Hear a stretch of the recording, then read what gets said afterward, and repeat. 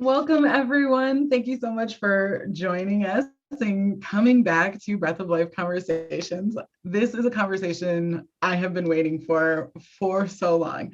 I get the honor and extreme pleasure to talk to Chelsea Jewell. She is one of my favorite astrologers, actually, to be quite honest. She's the only astrologer I listen to. There are so many out there, and yet I found her through Nikki Novoco's cohort and community of intuitives. She is and will always probably be the resident astrologer in that community. And she's really just been a mentor to me throughout my intuitive beginnings and things like that, and has been just such a shining light. And I am honored that she is here with us. You're in Mexico, are you? I am. I'm in Mexico City right now. And thank you. I'm so honored to be here. And I so appreciate that. Very nice introduction. So I know that you've probably been asked this question so many times, but I actually don't know the answer to this. When did you even, when was astrology even put on your radar? Were you one of those kids that were like, I really love the stars and was getting books from the library, or what was your start? Yeah, I mean, I did really love the stars. I was like a nerd who had a telescope and didn't know how to use it when I was little, but I didn't realize that was like a pathway to astrology. I guess I grew up pretty normal, like everyone reading my horoscope in Cosmo or magazines, but also being like, okay, well, this is skeptical. I'm skeptical of this information because it's just in the back of a magazine. But my real journey with astrology started back in 2018 was when I had my real ego death and spiritual awakening. I was just ending my dream job with Coca-Cola. I was traveling the world. I was working on the FIFA World Cup campaign, and I've been a soccer player my whole life. So it was my total dream job. And there were a lot of challenging politics and personalities and egos there that really led me to realize that I had been identifying my entire personality, self-worth, everything with my career and how others saw me. And when that sort of came crashing down a little bit, I was turning to anything and everything, especially spiritual modality wise, to tell me so who am I if I'm not this overachiever? And astrology was one of the ones that I just felt every time I learned one little piece about my chart, my mind was blown, and I was like, oh, this makes so much sense. And it just was so affirming and validating for me every time I discovered or uncovered something new. So that was really what led me onto the true path of astrology outside of the Cosmo horoscope section. I always find horoscopes to be I remember being in a very similar place of growing up, anywhere. I feel anywhere in the world, but particularly here in the US, we kind of have this weird love-hate relationship with anything almost esoteric or metaphysical. I feel we're all I know that something about that is a thing, but then we immediately we'll open up that 17 magazine or that Elle or whatever at the end, or even in the newspaper, and we'll read it and we immediately, even though we're we went there to look at it, we immediately that's trash. What is this? That's super generic. I know that you've kind of spoken on this before, but and saying in some of your classes and things that you teach of there's a certain way to look at horoscopes, but what is your gut feeling about horoscopes? Do you feel it's a hidden, somebody was real smart and was this is actually triggering people to go into the light? Or do you feel it's kind of always been just kind of a trashy generic thing that if people are really wanting to learn about astrology and get into the realness of it, then they do have to do some work, and that really doesn't you kind of wish it didn't have a place? No, I think horoscopes do have a place, and I love the way you position that, because I think everything like we can choose to look at, we can choose to look at it in a very intentional way. So I sort of like what you suggested of seeing horoscopes. They are one very, very, very small condensed piece of astrology. It's not that they're untrue, but I like to view them as sort of a gateway, or like sort of a almost like nudging or a tugging at your soul of like, this whole thing doesn't necessarily resonate with me because it seems sort of silly, but like there's something in here that like keeps pulling me back to it. What's that about? So it definitely can be a gateway. The way I view horoscopes now is like, I think they're sort of fun and light. You should definitely, if you're going to read your horoscope, read for your rising sign, even more so than your sun sign, because that's the way astrologers write horoscopes, is they write based on like the house placements, and that is dictated by your rising sign. So if you're going to read your horoscope, read at least for your rising and your sun sign. And I would say like with anything, like don't base your huge life decisions off of it, but it can be like a fun little connection piece to your soul or your higher intuition if you want to use it like that. So you mentioned like as you were learning, reading new pieces of your chart and being just blown away by it. And I can honestly say I'm really the same. I've been like trying to get my mom to like come to the dark side, and she's slow about it in terms of the astrology piece, but I'm gonna get her there.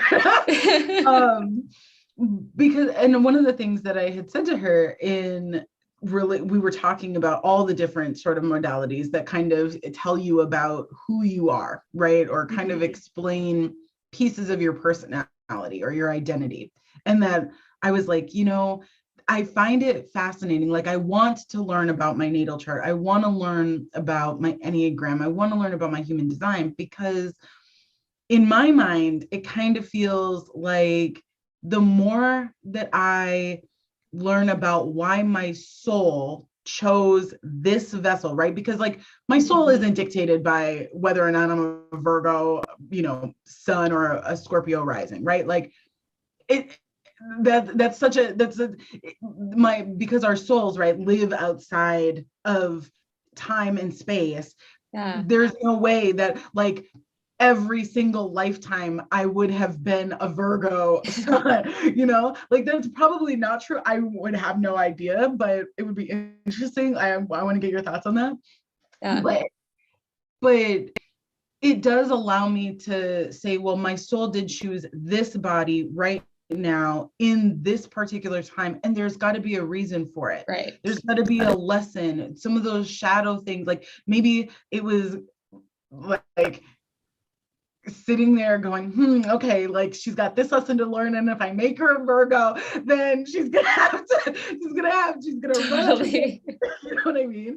Do you ever like think about that and go like, I wonder what my soul chose this? Yes, I mean that is actually like, so I practice what I call intuitive and karmic astrology. I'm actually going to teach my second course soon on karmic astrology, and it's where you look at your natal chart from the perspective of your past lives, and like what your soul primarily came here to learn, integrate, heal from.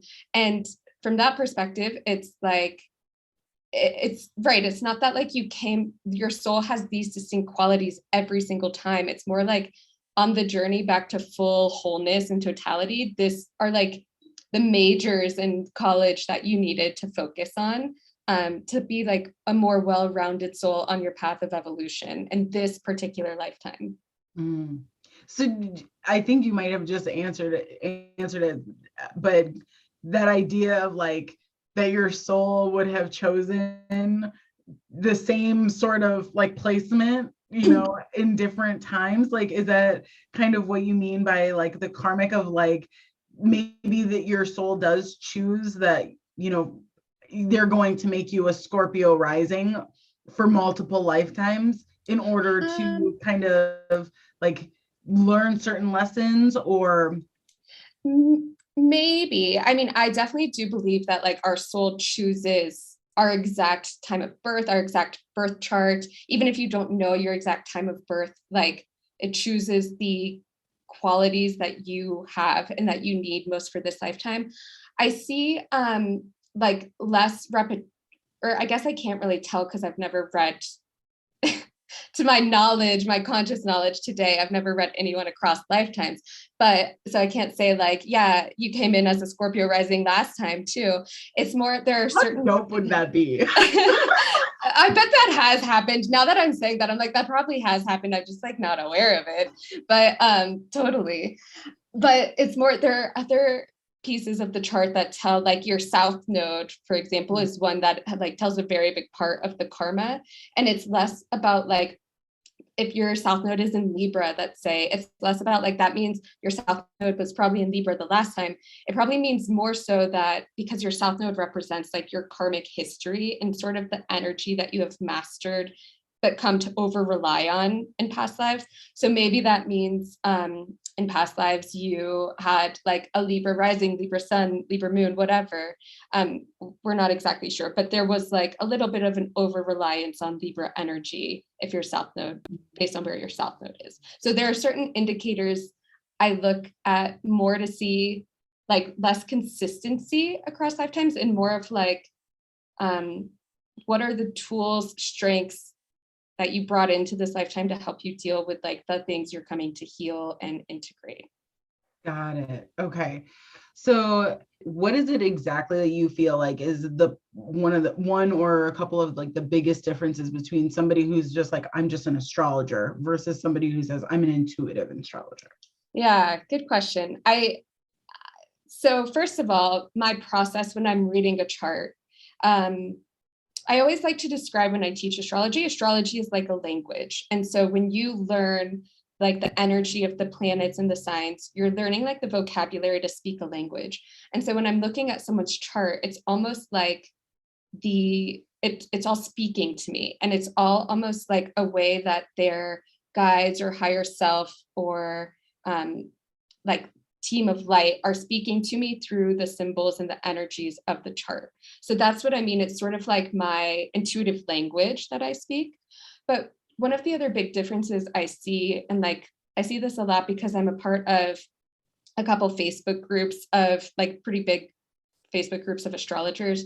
And I see a difference in the way some people approach things that tends to be very like black and white and very linear. And it honestly drives me crazy a lot because my whole perspective with intuitive astrology is astrology helps give us free will, right? And so I really am bothered when people and astrologers say something really limiting, like, oh, you have Pluto in your 7th house, which is the house of marriage and commitment and relationships. So you're probably going to get divorced or you're never getting married or like something like that. Like it's so limiting, right? And that's like the exact opposite of the way I see how astrology should work. Similarly, like if I ever do like a relationship or a couples reading, people will ask me like, oh, do you ever tell people like they shouldn't be together or they should break up? And I'm like, no, that's not the purpose of any of this. Like they may have very specific challenges that they are here to work through together. And astrology, your charts can help tell you that, but that doesn't mean you have your free will to decide if you're going to want to stick that out and stay together or if it's too much or, you know? Yes. I find people are always kind of looking for the easy way out. And unfortunately, astrology in some ways can be that really easy way out, right? Totally. And I feel like intuition as a whole umbrella can be people's scapegoat. And it really bothers me. Like, I don't know if it bothers you. It probably does. But because we're very similar in that of like, I don't want you to come to me asking me to live your life for you, especially since I know because I'm an intuitive, you're going to hate what I'm going to tell you. Like, you're not going to like what it is that I would like want you to do to help you live your best life, right? Like, yes, there are people, I feel like our work is always way more amazing and enlightening when people show up of their own volition. They are interested in what they can learn and what they can master through their birth chart you know, and they're coming to you because they want that knowledge, not because somebody was like, oh, well, you know, you're probably a Sagittarius, so you know, like you should really like go and like figure out like what that is. And somebody was like, Yeah. well, I mean, maybe I guess it would help with like my career if I knew. Like, you're so not gonna get what you want out of that because you're not coming at it from a place of true curiosity. Yeah. So do you feel like you've somehow kind of transcended this like that place that some astrologers kind of like hit, the not a glass ceiling per se, but this like, do you feel like the clients that you are able to call in have kind of gone past that point and they're really coming at it from this true place of curiosity, or do you still sometimes get those like, Yeah. somebody else told me to come and see you? I mean, sometimes I have, like, in the process of starting and running my business, I have learned to get very intentional in the type of client I want to attract and call in. And so for the most part, I feel like, yes, the type of clients who are attracted to me and who want to see me for a reading or learn astrology from me are the types that come from a very curious and a very empowered place. I think what you're touching on too a lot is sort of like and like the scapegoating with astrology or spirituality in general comes a lot of times from a place of like still feeling comfortable being in victim mentality. And I see this a lot in these Facebook groups where I'll see people post like, can anyone tell me like why life is so hard for me right now? Here's my chart. And I'm like, yeah, sure. We can validate that like there's shit going on basically. Yeah, But like if you're it's just hard. looking for someone to be like, yes, you poor baby, and this is never gonna get better, and it's always gonna be like this because blah, blah, blah. Like that's not coming from a very empowered point of view. So I do think there are a lot of people and a lot of astrologers who can sort of enable that. And it's something like we all have to be super conscious of, like as intuitives, as healers, as coaches, because a lot of times people come to us seeking answers and guidance, and a lot of times giving like the direct answer to their question instead of sort of reframing their question in a more empowering way sort of plays into that whole dynamic, I think. Yeah, yeah. Is there something about astrology, as somebody who's been doing this for so long, that still royally bugs you? Like, you're like, if I could change this one thing about astrology or about the planets or about, you know, whatever it might be, like any aspect of it, that you would be like, that would be it. I would get rid of that. Oh my God, I don't know. That's such a good question. I've never thought of that before. Um, it's not about astrology per se, but the one thing, sort of like we've been sort of dancing around this topic, like I think there are multiple ways that people see astrology, and a lot of people fear it or are like have an aversion to it because they think it means that, oh, this one little chart is trying to tell me how to live and what to do with my life, and that takes away my free will. And it sort of goes to this whole debate and perspective about free will versus destiny.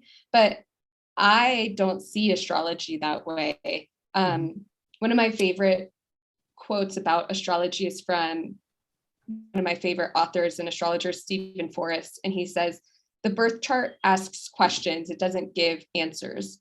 So like you may have a Virgo sun, but that doesn't mean you are like restricted to living in this tight little box of what a Virgo sun means. It means you have this wide range of energy that Virgo represents, and you have choice to decide how you use that, or if you use it at all. I mean, you can totally go against your natural energy and go live the life of a Scorpio sun, and that's up to you, but you know, that's not going to feel as like natural to you. So, but we have so much free will and choice within even like the spectrum of each planetary placement in our chart. So I think that's like the one thing, if I could sort of like change everyone's mind and make them see like how empowering and validating to our soul astrology is, as opposed to limiting, that's what I would change. That's such a good point of this idea that we all want free will. We all want the ability to like do for ourselves and be empowered. And yet it seems like we're conditioned into our society to go against that grain.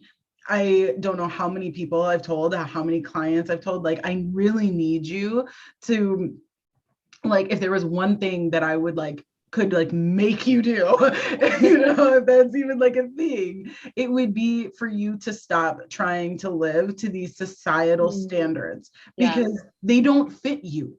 And they're not supposed to. The society isn't an individual. Individuals make up society. But how amazing would it be if instead of saying we're going to set society first, and then everybody had to rise to meet society, we just said we're going to rise to meet ourselves individually. And through that, that's what creates society. So wouldn't we just then live in a society that is way more free and open and caring and loving if we say we honor ourselves first? Totally. And instead of being like, well, society says that girls must wear dresses. Well, I'm a girl and I don't want to. So then what do you do, right? Then you end up living. I feel like it's a much like broader or like a larger kind of like image of what you were just saying of, you can go with your natural energy and you can really feel into who you are, or you can say, I'm just gonna say screw it. Yeah. I love that you say that too, and I love that you like tell your clients that. And then I think the next natural place where a lot of people go is like, well, if I don't have all of these people in society, your parents, your friends telling me how to live or what to be, how do I know who I am and what my natural energy is? And that's where astrology comes in. It can like guide you in saying, oh yeah, like this is, if you want to subscribe to apparently our shared train of thought of like, this is what your soul decided like it wanted and how it wanted to best express its energy in this lifetime. Here's your guideposts and here's your trail map to like how you do live the most authentically for you. I remember one of the like aha moments when I was learning my chart was when I learned, are you a Scorpio rising? I am. Okay, I am too.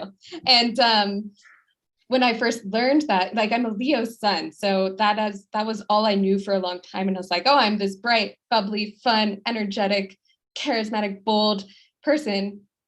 But there was also like, I'm also very intense and I'm also like very focused. And I have a lot of that Scorpio energy as a Scorpio rising, but I never knew that. And so I remember like all through high school and college, especially, that part of me was sort of rejected, that intense part of me, because I always thought I should just be chill and fun and easy breezy, like society sort of tells you is like the best way to be a girl or a woman. And when I learned I was a Scorpio rising, I was like, oh, this is my permission slip to be intense. Like that is me. Yeah. I love it.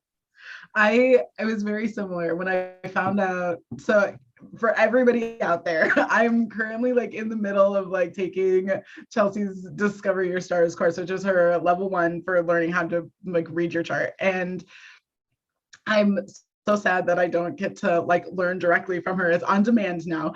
But we have a monthly Q&A, so you should join that. Yeah. I will have, yes. And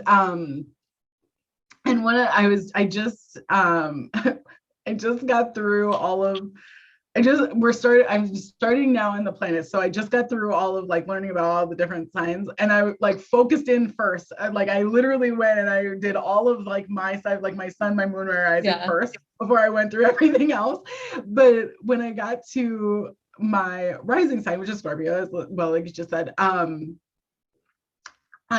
was like, oh, this is why I'm so dark. Yeah, totally. Like, this is okay. Yes, it's like, yes, it's okay. Like, embrace this about yourself. This is nothing you need to like reject. This is you.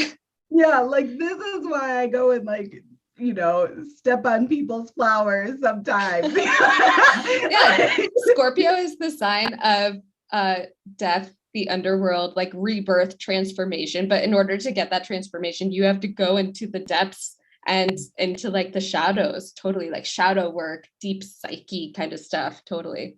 I definitely felt, I was like, yes, this is, like you said, permission. I was like, this is my permission to like squash everybody's ridiculous notions. Like, I am going to Scorpio kill all of these ridiculous notions. Like, people were like, oh, I got this like high, like ideal of like going and becoming an astronaut. Really? Well, can you do physics? No, I can't. Are you willing to learn? No, I'm not. Well, then you can't be an astronaut, man. I'm sorry. Like, this is like, they're things. I'm not, Yeah. if you had told me, yeah, oh my gosh, I'm totally willing to like learn the physics and like do all the things. Great, wonderful, perfect, go, be your best self, live your best life. But if you're not, like, I'm going to squash that dream right now. And it's purely based off of, what are you willing to do? And I think that is like one of the beautiful things about looking at charts and about like looking at spirituality or whatever you want to call it, right, in general, is that ultimately it comes down to like, how much work are you willing to put in?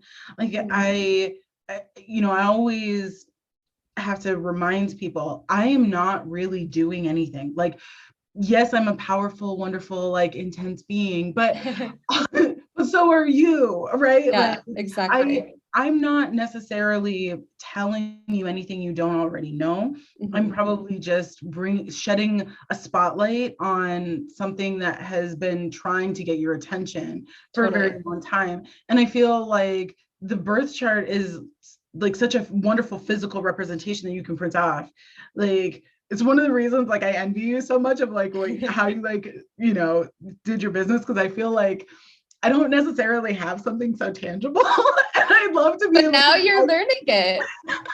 Now you're learning to speak the language. And like I really believe like anyone who feels that sort of pull or tug to astrology or the signs or any component of astrology, it's because like you've done this before. And like you just said, you're not actually like, yes, in this lifetime, you're putting stuff in your conscious mind for the first time, maybe, but like you're relearning and you're reactivating things that you have used in past lives many times before, I believe.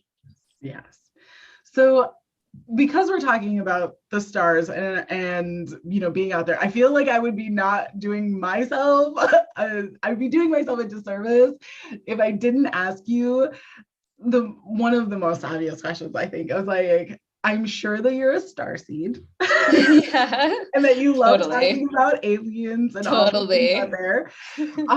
And I feel like a lot of the times, because you're just such an amazing astrologer and you're, you've really nailed down how to learn and how to utilize the birth chart, you don't necessarily get to like kind of go ham on like all the things, but in terms of starseed stuff, and we certainly don't have time to do that here, but I would like to get your thoughts on like, what are your opinions, what are your feelings about like starseeds in general, and like our relationship with them, people being starseeds, being here on Earth. It's kind of a lot, so go where you feel called. Okay. Yeah, I mean, well, first of all, I definitely feel like probably anyone listening to us right now and watching this video is of starseed origin. I go back and forth sometimes on like, are we all starseeds on some level? Are some of us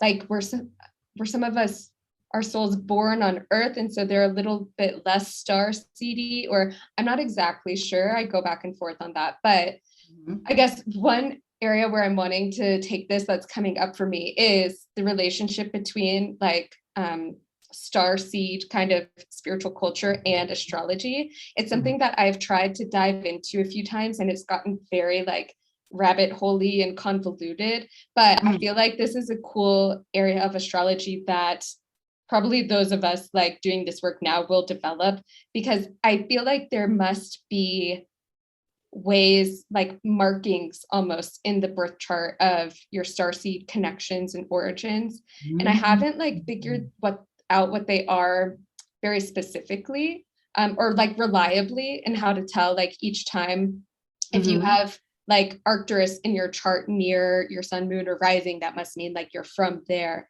But I also wonder if that's because like this whole question of where we're from starseed wise is becoming less and less important. And it's more about like, what are we doing with whatever starseed gifts and connections we have? So I don't know. Tell me your thoughts about all of that, hearing all of that. So I agree. I think that it would be so cool if that, like, if you could be like, maybe you're not like, quote, that maybe Boots isn't the first place that you were ever right. starseed, right? But it was the place where you spent most of your time. And right. so it feels more familiar, right? But I agree with you. I think, you know, when I started this whole thing and started learning about starseeds, there were a lot of people that were like, I'm a Palladian, or I'm a Syrian, or I'm an Orion. And when I started learning and I started like hearing my guides and when my starseed guides started coming in and my starseed family started coming in, I have so many of them. Right.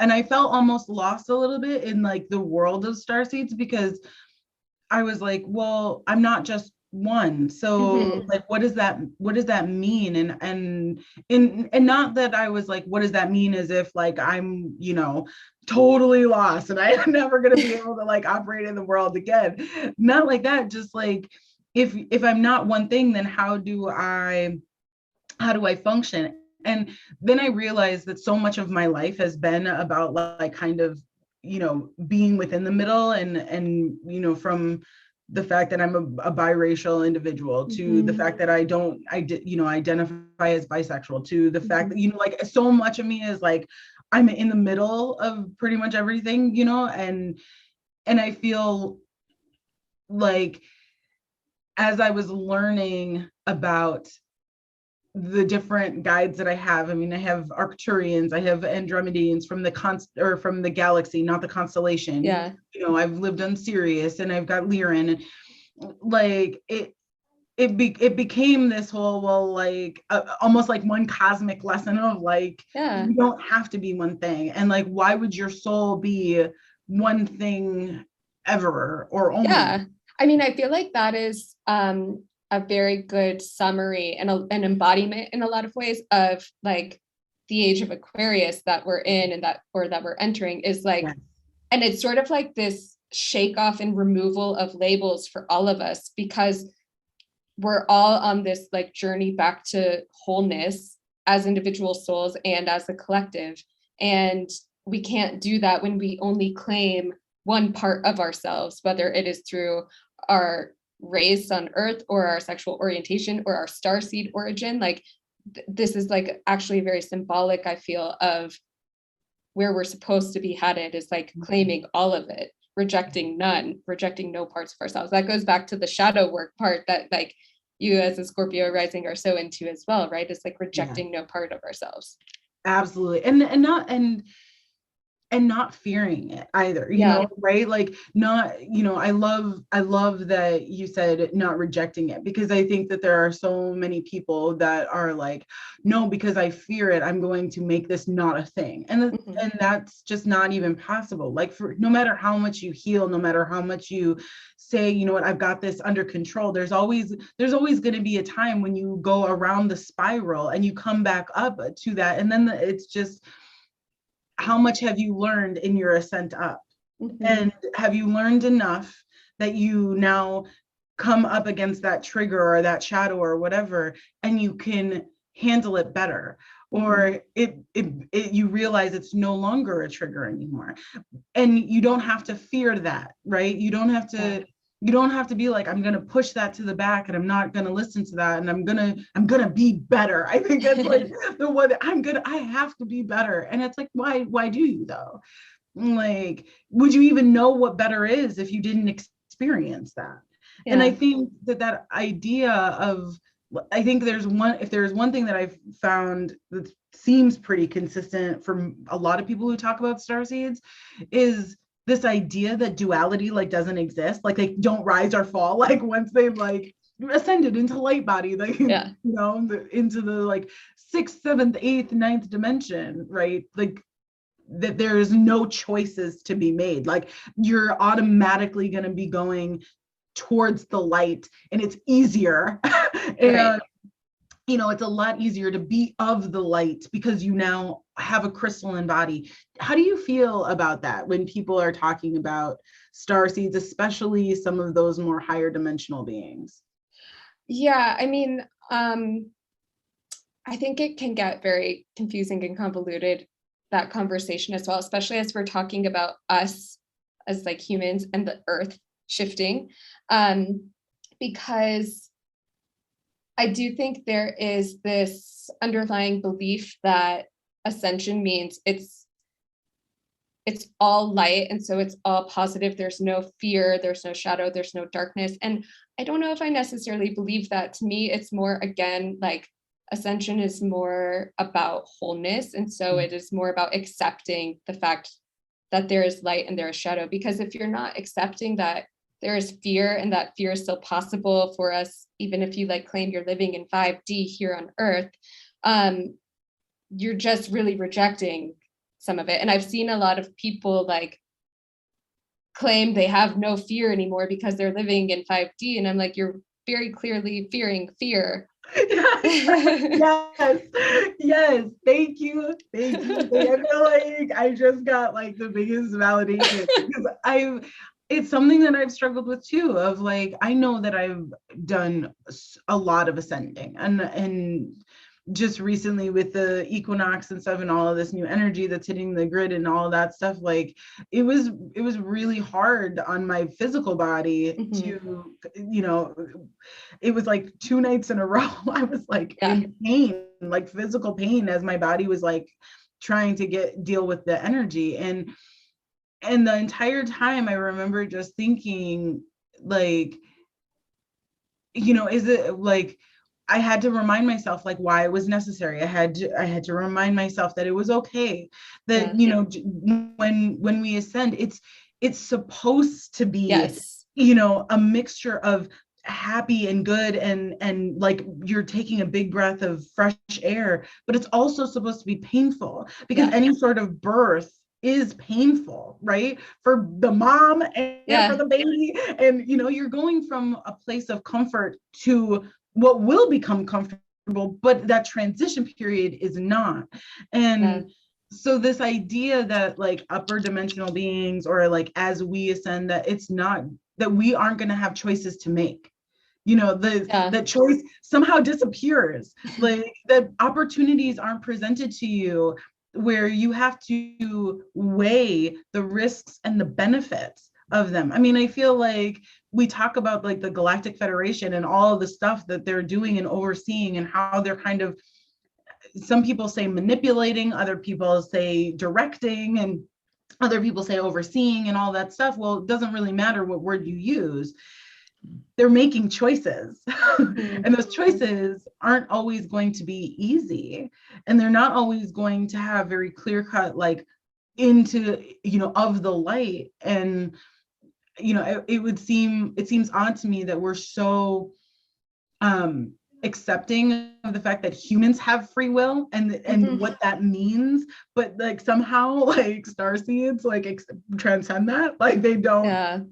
Well, and I think what you're saying is really important too, especially the piece about like going through the birthing pains and like sort of the presence of suffering, at least for us here as humans, because I think this is one of the biggest lessons I've been learning this year. And I think it's one of the biggest shifts we're making collectively. Is I think we've always had this underlying belief that if we're in pain or if we're suffering, that means something is wrong, or we're doing something wrong, and that needs to be fixed. Whereas where we're heading now, again, is this like, to me, ascension is about acceptance, and accepting that there is going to be pain and suffering for us, at least as much as we know, as long as we're human. I can't really speak consciously to what the other dimensions or whatever are like, but as long as we're human, there's going to be pain and there's going to be suffering. And that doesn't necessarily mean that anything is wrong or needs to be fixed, or like, it's sort of like you're saying, that need to be better comes from a forgetting the fact that we're already whole, even in our suffering, even in our pain. Yes. How do you, I shouldn't say how, I should say it like this. What is your, if you had to choose kind of like one aspect of our like birth chart or astrology that is like the most healing, what do you think that would be? Maybe it's not just one thing, maybe it's a couple of things, but like if you're looking at it and you're maybe healing isn't necessarily what it is that you're going for, but you realize that it is super healing. What do you think it would be? Yeah, I think for me, it would be the South and North node. And it's the same, like whether you're looking at what would be the most healing, what's the most activating for us. And also just like on a silly level, if I were like going to date someone and I could only see one part of their chart, I would want to see their South and North node. Seriously? Because it just tells so much about, it's like the biggest karmic healing, integration, lesson, expansion. It tells so much about a person's soul and what they came here to do, about their karma. Yeah, there's just so much information in the South and North node. That's what I have not yet gotten there. I shall. So tell me a little bit more about how you're like planning on doing this like second course, this like karmic astrology thing. Can you like explain a little bit how you're going to do that? Yes. So, and by the way, if anyone's interested in the South and North node, I have a free workshop on my website for people to understand that more. We'll link that in the description below, guys. Cool. Yes. Thank you.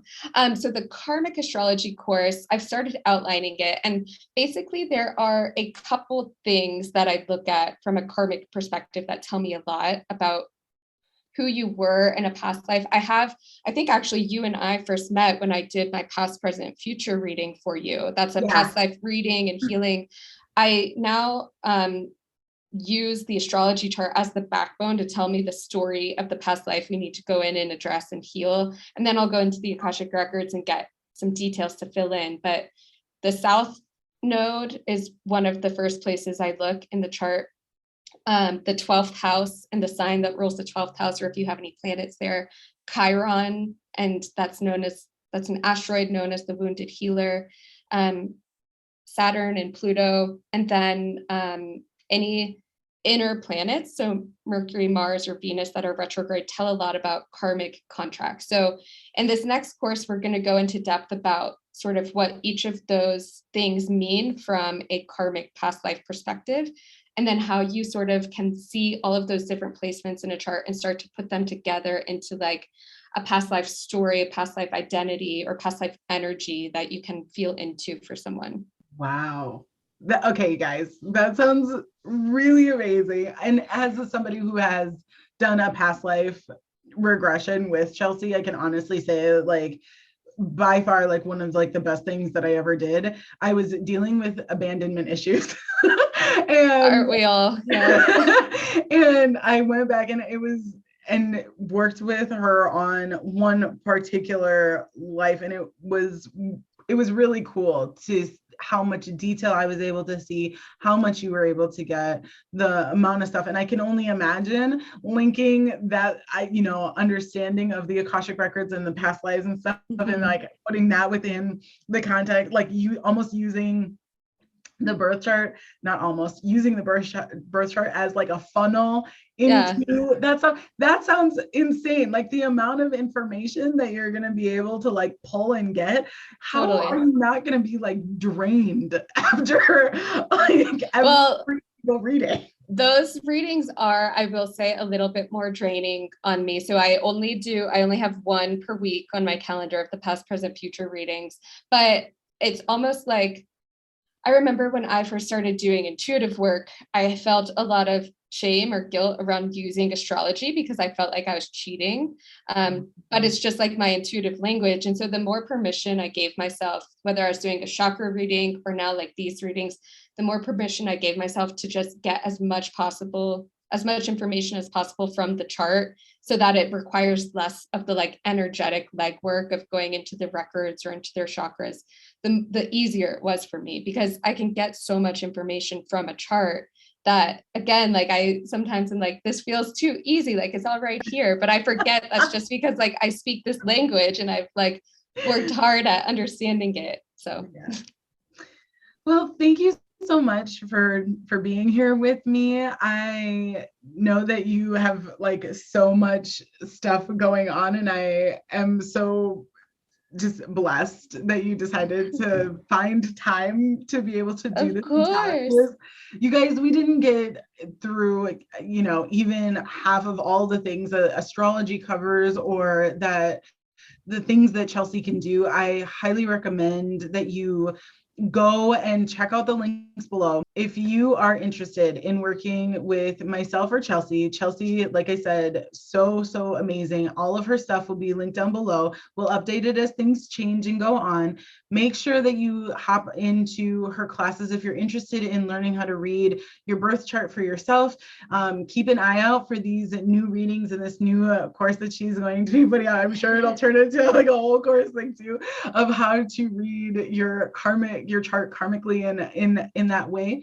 And like I said, everything will be linked down below. If you're interested in working with me, as always, all of my stuff is down below. You can get all of my website and offerings readings down below, as well as Instagram and Facebook. And we will see you next time for the next Breath of Life conversations. Bye, friends.